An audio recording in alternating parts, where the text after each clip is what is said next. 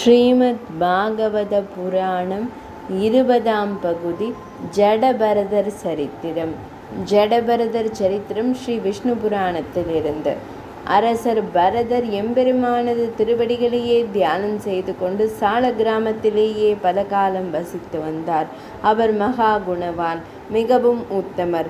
அவர் சொப்பனம் மத்தியம் உள்பட சகல அவஸ்தைகளிலும் யக்னேச அச்சுத கோவிந்த மாதவ அனந்த கேசவ விஷ்ணு ரிஷிகேசா வாசுதேவா உனக்கு தண்டம் சமர்ப்பிக்கிறேன் என்பதை உச்சரித்து கொண்டிருந்தாரே அல்லாது வேறொன்றும் உச்சரிக்கவில்லை. வைதிக கிரியைகளை நடத்துவதற்காக சமித்து மலர் தர்பை முதலியவற்றை சேகரிப்பது போன்ற செயல்களை தவிர வேறெதையும் செய்ததில்லை.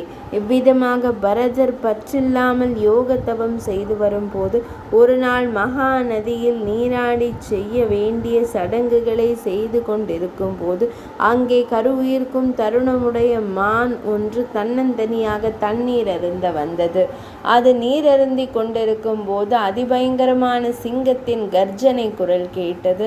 அந்த கர்ஜனையை கேட்ட மான் மிகவும் பயந்து திகைத்து பரபரப்புடன் நதியின் உயர்ந்த கரை மீது ஏறி சென்றது. அப்போது அதன் கர்ப்பமானது கீழே இருந்த நதி நீரில் விழுந்த அலைகளிலே மிதந்தது. பரதர் அந்த மான்குட்டியை கண்டு இரக்கங்கொண்டு அதை தன் கையில் எடுத்து கொண்டார். இது இப்படி இருக்க அந்த மான் கர்ப்பம் விழுந்த அதிர்ச்சியினாலும் மிக உயரத்தில் ஏறிய வருத்தத்தினாலும் கீழே விழுந்து இருந்தது. தாய்மான் இறந்ததும் அதன் சின்னஞ்சிறு மான்குட்டி அந்தரமாக இருப்பதையும் கண்ட பரத யோகீஸ்வரர் மிகவும் இரக்கம் கொண்டு அந்த குட்டியை எடுத்து கொண்டு தனது ஆசிரமம் சேர்ந்தார். பிறகு அவர் மான்குட்டியை வெகு அன்புடனே வளர்த்து வந்தார். ஆசிரமத்தின் அருகாமையில் இருந்த இளம் புற்களை மேய்ந்து கொண்டும் புலியை கண்டால் பயந்து ஆசிரமத்திற்கு ஓடி வந்து ஒளிந்து கொண்டும் காலையில் புறப்பட்டு மேய்ந்துவிட்டு மாலையில் ஆசிரமத்திற்கு திரும்பி வந்து தங்கி கொண்டும் இருந்தது.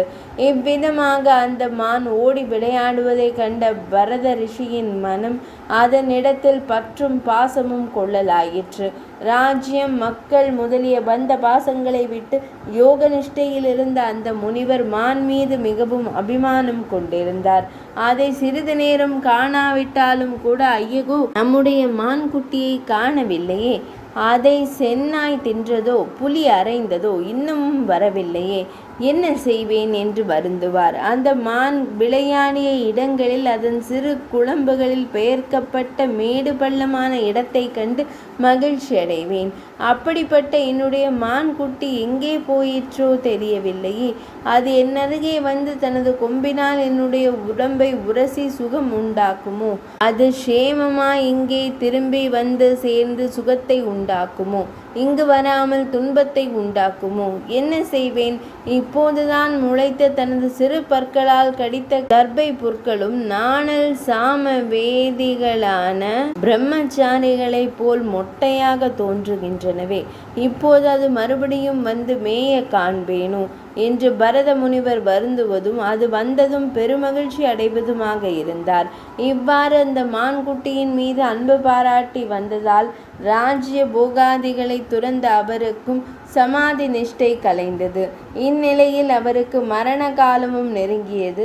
அப்போது தந்தையை அவனது அன்பு மகன் நோக்குவதைப் போல அந்த மான் குட்டியானது கண்ணில் கண்ணீர் ததும்ப நோக்கி கொண்டிருந்தது.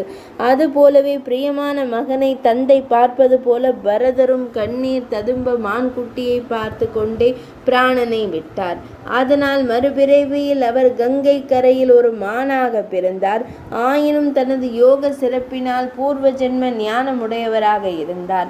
அதனால் வெறுப்புற்று தன் தாயை பிரிந்து முன்பிருந்த சாலக்கிராம க்ஷேத்திரத்தை அடைந்து அங்குள்ள உலர்ந்த புற்களையும் சருகுகளையும் தின்று மானாக பிறக்க ஹேதுவான கர்மங்களை கழித்து அங்கேயே மரணமடைந்தார். பிறகு அந்த ஊரிலேயே நல்ல ஒழுக்கமும் யோக நிஷ்டையும் மிகுந்த உத்தமமான பிராமணர் குலத்திலே பூர்வ ஜென்ம ஸ்மரணையோடு பிறந்தார். பூர்வ ஞானம் தோன்றியதால் முன்பு போலவே சகல சாஸ்திரங்களின் உண்மையை உணர்ந்தவராய், எல்லா விதமான ஞானத்திலும் தேர்ச்சி பெற்றவராய், ஆத்மஸ்வரூபத்தை பிரகிருதிக்கு வேறாகவும் தேவாதி சகல சரீரங்களிலும் உள்ள ஆத்மஸ்வரூபம் யாவும் தம்மை விட பேதமில்லாமல் விலட்சணமான ஞானகாரம் உள்ளவையாக பாவித்து வந்தார்.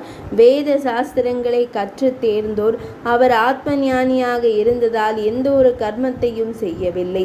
மேலும் அழுக்கு நிறைந்த உடம்போடும் அழுக்கேறிய கந்தை ஆடைகளோடும் ஊத்தை பல்லோடும் கண்டோர் அருவருத்து அவமதிக்கும்படி நடந்து வந்தார். உலகோர் செய்யும் வெகுமதிப்பானது யாக சம்பத்துக்கு மிகுந்த கேட்டை விளைவிக்கும். அவமதிப்போ கர்ப்ப அகங்காரங்களை போக்குவதால் யோக சித்தியை தருவதாகும். ஆகையால் யோகியானவர் யாவரும் தன்னிடம் சேராமல் தன்னை அவமானம் செய்யும்படி ஜடனை போல காட்டி பெரியோருடைய ஒழுக்கத்திற்கு பழுது வராமல் காத்து நடக்க வேண்டும் என்று ஹிரண்ய கர்ப்ப வாக்கியங்களை நினைத்து அந்த பிராமணர் வித்வானாக இருந்தும் முரடனை போலவும் பித்தனை போலவும் திரிந்து கொண்டிருந்தார். இவ்விதமாக அவர் இருந்ததால் அவருக்கு ஜடபரதர் என்ற பெயர் வழங்கலாயிற்று. புழுத்து கெட்டுப்போன உளுந்து நவதானியம் முதலியவற்றால்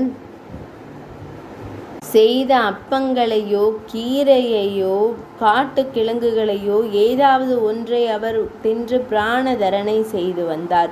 இந்நிலையில் அவரது தந்தை இறந்தார். அவருடைய தம்பியரும் அண்ணன்மார்களும் மற்றுமுள்ள பந்துக்களும் அற்ப ஆகாரம் கொடுத்து அவரை கொண்டு கழனி வேலையை செய்வித்து வந்தார்கள். அவர் அந்த வேலையை கூட திருத்தமாக செய்யாமல் மூடனை போல செய்து வந்தார். அவர் இது போன்ற அற்ப ஆகாரத்தை புசித்து வந்தாலும் அவர் உடல் நன்றாக பருத்தும் கண்கள் இரண்டும் வித்தியாசமில்லாமல் சமமாக விளங்கவே தோற்றத்தில் மாற்றமின்றி இருந்து வந்தார். அவரது உறவினரும் ஊராரும் கூலி கொடுக்காமல் சிறிது ஆகாரத்தை அவருக்கு கொடுத்து வேலை வாங்கி வந்தார்கள். அவர்கள் எந்த வேலையை செய்ய சொன்னாலும் ஜடபரதர் அந்த வேலையை தடையின்றி செய்தார். முன்பு கூறியது போல் அழுக்கு தீர்ப்பது போன்ற செய்கைகள் ஒன்றுமில்லாமல் சிகை யக்ஞோபவீதம் முதலிய பிராமண குறிகளும் நீராடல் சந்தியாவந்தனம் செய்தல் முதலிய பிராமண செயல்கள் மட்டுமே உடையவராய் பித்தனை போலவே ஜடபரதர் திரிந்து வந்தார். இந்நிலையில் சவ்வீரராஜனுடைய சாரதியானவன் அவரை காளிக்கு நரபலியிட நிச்சயித்து இரவில் அவரை பிடித்து கொண்டு சென்றான். பலியிடுவதற்குரிய அலங்காரங்களை எல்லாம் அவருக்கு செய்து காளியின் திருக்கோயிலின் எதிரே கொலை செய்யும் இடத்தில் கொண்டு நிறுத்தினான். அந்த காளியானவள் அவர் மகாயோகி என்பதை அறிந்து அவரை பலியிட வந்த அந்த கொடியவனையே தன் கத்தியினால் வெட்டி அவனது கழுத்திலிருந்து ஒழுகிய இரத்தத்தை தன் பரிவாரத்துடன் கூட சேர்த்து குடித்து மகிழ்ந்தான். அஜாமிளன் சரித்திரம். கன்யாகுப்ஜம் என்ற நகரில் அஜாமிளன் என்றொரு ஒழுக்கம் கெட்ட பிராமணன் இருந்தான். அவன் தீயவன். அவனுக்கு 10 புதல்வர்கள் இருந்தனர். அவர்களை சீராட்டி பாராட்டி மகிழ்ச்சியோடு காலம் கழிய அவன் மிக்க முதுமையை அடைந்தான். அவனுக்கு கடைசி மகன் நாராயணனிடம் அன்பு பாசம் நாளுக்கு நாள் அதிகமாக அக்குழந்தையை சிறிது நேரம் கூட பிரியாமல் இருந்தாள். அவன் மரணப்படுக்கையில் படுத்தான். அவன் உயிரை எடுக்க 3 யம கிங்கரர்கள் வந்தனர். அவர்களை கண்டு பயந்து அவன் நாராயணா நாராயணா எங்கே இருக்கிறாய், ஓடிவா என கூவி அழைத்தான். இவ்வாறு மரண காலத்தில் ஸ்ரீஹரி நாமத்தை உச்சரித்தால் விஷ்ணுபாதர்கள் அங்கே வந்து யம தூதர்களை தடுத்தனர். அவ்வாறு தடுத்த அவர்களிடம் எந்த செயலை செய்தவர்கள் யமதண்டனைக்கு உரியவர்கள் என்று ஸ்ரீ மகாவிஷ்ணு பாதர்கள் கேட்டனர். சாக்ஷாத் ஸ்ரீஹரியே வேதம், வேதம் கூறுவதே தர்மம். எல்லாமே சரீரம் படைத்த ஜீவன்கள். அவை குணங்களின் சேர்க்கையால் நல்ல அல்லது தீய செயல்களை செய்கின்றன. பிரகிருதியின் தொடர்பினால் இழிவான நிலை ஏற்படுகிறது. பகவானிடம் பற்றுதல்களால் அவை மறைந்துவிடும். இந்த பிராமணன் கர்ம வசனாகி தர்மத்திலிருந்து நடுவினான். ஒரு வேசியுடன் கூடி பிள்ளைகளை பெற்றான். எல்லோரிடமும் நிந்தனை பெற்ற இவனை யமதர்மராஜனிடம் அழைத்து செல்ல போகின்றோம் என்றனர் யம கிங்கரர்கள். நாராயணர் என்ற பகவான் நாமத்தை கடைசி காலத்தில் கூறுபவனிடம் உள்ள சகல பாவங்களும் நீங்கி விடுகின்றன. இவன் மரண காலத்தில் பகவன் நாமத்தை நன்கு உச்சரித்ததால் சகல பாப பரிகாரங்களும் செய்தவனாகிறான். எனவே இவனை நீங்கள் கொண்டு போக வேண்டாம் என்றனர் விஷ்ணுபாதர்கள். மேலும் இவன் மந்திரத்தின் மகிமையை அறியாமலே கூறினாலும் அதன் நற்பயனை அடைகிறான். எனவே இவன் பாபமற்றவன் என்றனர். இவ்வாறு அஜாமளன் யமபாசத்திலிருந்து விடுவிக்கப்பட்டான். அவன் ஸ்ரீ மகாவிஷ்ணு தூதர்களை வணங்கி ஏதோ கூற நினைக்க அவர்கள் மறைந்துவிட்டனர். பின்னர் அவன் தான் செய்த அதர்மங்களை எண்ணி மிகவும் பச்சாதாபப்பட்டான். ஏதோ சிறிதளவு புண்ணிய வசத்தால் தேவசிரேஷ்டர்கள் தரிசனம் கிடைத்தது. இனி பகவானின் நாம சங்கீர்த்தனத்தில் உள்ளத்தை தூய்மையாக்கி இதயத்தை பகவானுக்கு அர்ப்பணம் செய்கிறேன் என்று எல்லா ஆசைகளையும் துறந்து கங்கை கரையான ஹரித்வாரத்திற்கு சென்றான். அங்கே இந்திரியங்களை அடக்கி யோகத்தை அனுஷ்டித்து மனதை பரமபுருஷனிடமே செலுத்தினான். ஒரு நாள் அஜாமிளனுக்கு ஸ்ரீ மகாவிஷ்ணு பார்ஷதர்கள் கண்முன் தோன்ற அவர்களை வழிபட்டு வணங்கி தன் உடலை கங்கையில் அர்ப்பணித்து பார்ஷத சரீரத்தை பெற்றான். உடனே விஷ்ணு தூதர்களுடன் அவன் பொன்மயமான விமானத்தில் ஏறி வைகுந்தத்தை அடைந்தான். அகஸ்திய பகவானிடம் இந்த கதையை கேட்ட சுகபிரம முனிவர் பரீட்சித்த மன்னருக்கு கூறி அருளினார். 20ஆம் பகுதி நிறைவடைந்தது.